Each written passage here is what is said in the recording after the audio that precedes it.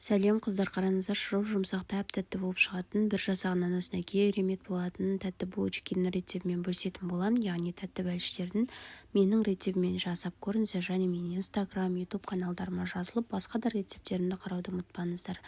Өте қарапайым, үйде бар нәрселермен. Ал ендеше кеттік. Жылы сүтімізге дрожжымызды, тұзымызды салып жақсылап араластырып аламыз. Одан кейін 5 минуттан кейін 2 жұмыртқамызды салып жақсылап араластырғаннан кейін ұнымызды салып жұмсақ қамыр етіп илейміз.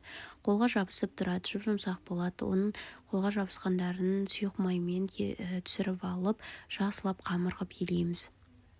Одан кейін бетін жауып жылы жерге 2 сағатқа қалдырамыз. 1,5 сағаттың өзінде көтеріліп шығады.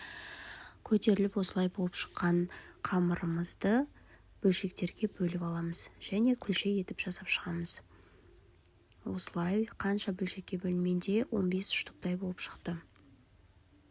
Осылай жақсылап жайып алғаннан кейін салмасына курага изюмдарыңызды салып, өздеріңіз қалаған, менде үйде бар заттармен жасадым. Сіздер өз қалауларыңызға қарай тәтті болып шығу үшін мен қант септім, сеппесеңіздер де болады. Осылай әртүрлі формаға келтіріп, арасында изюмдар көрінетін қылып жасап шықтым.